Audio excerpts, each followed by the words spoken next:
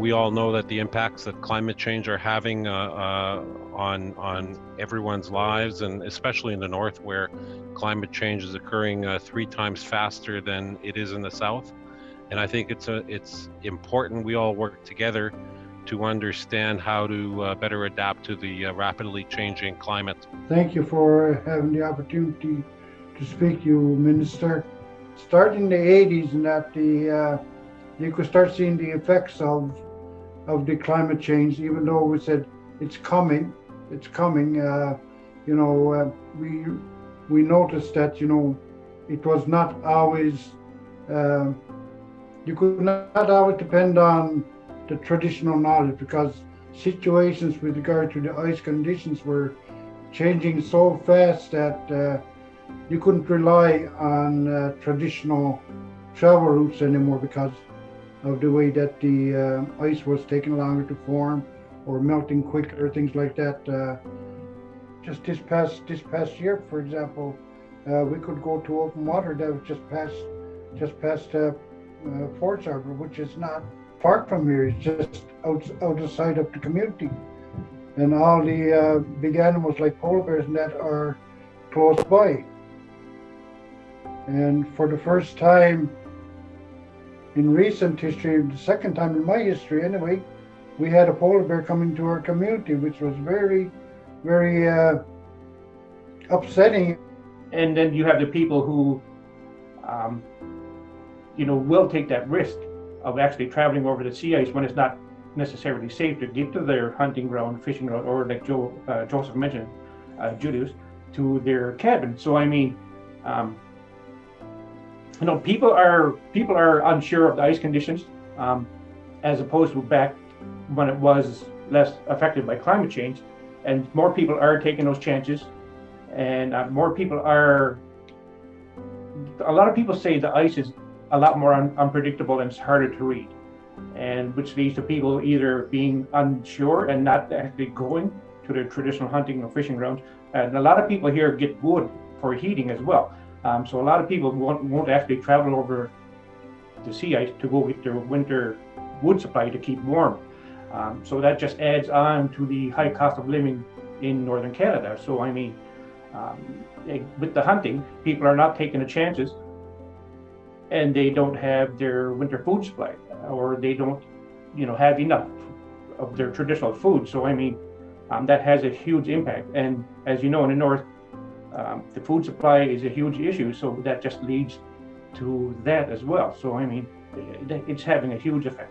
So these kind of technology is very, very important to the communities, and Smart Ice is just one avenue that is here in Nain, is here in Nunat South, and it's working.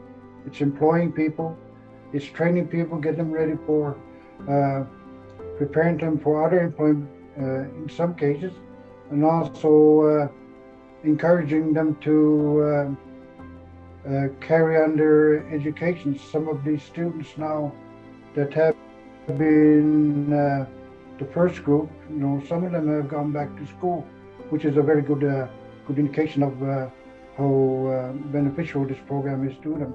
The technology itself originates in science, so you'll find it on an icebreaker at the North Pole, you'll find it in Antarctica.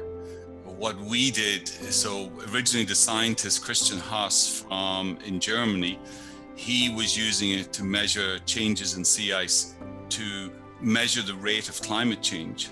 And what I did was, who I knew Christian, I worked with him to say, how can we make this operational for communities?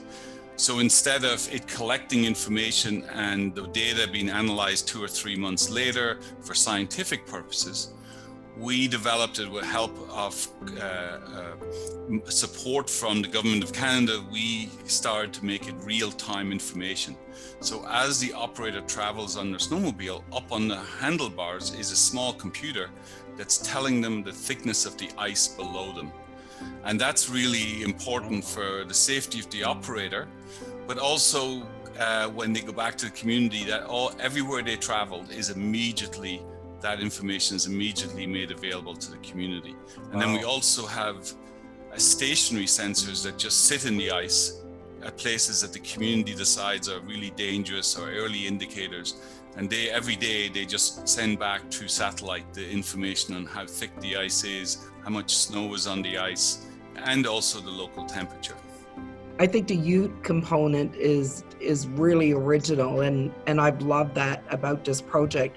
So I'd like to ask Shauna a question if I could. And you know, you're a youth intern with this project for quite a while now. You know, what's probably one of the most important things you've learned here, or what would be your big takeaway as part of your experience as a young person who've grown up in the Nunavut and is now engaged with this project? That's a really great question. I think there's a lot of components that Smart Ice puts to helping with youth. A big part of that is that they hire workers within the community. So whoever they get trained by, they are either within the community, or the people coming into the community are, they explain themselves, they have time to make icebreakers, get to know one another, to communicate, and just to create a safe space for youth to feel comfortable within their environment and not necessarily foreign in a space that they already know. The business approach, or the social enterprise approach that Smart Ice takes, really emphasizes the Indigenous values and belief systems that each Inuit Nunangat sector has, and they respect that, whether it's through the land, whether it's maximizing their resources, whether it's one-on-one communication.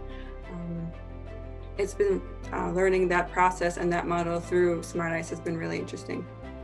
I think it's been very important to Smart Ice that we have that social enterprise approach, so that our primary concern is having that positive impact in communities.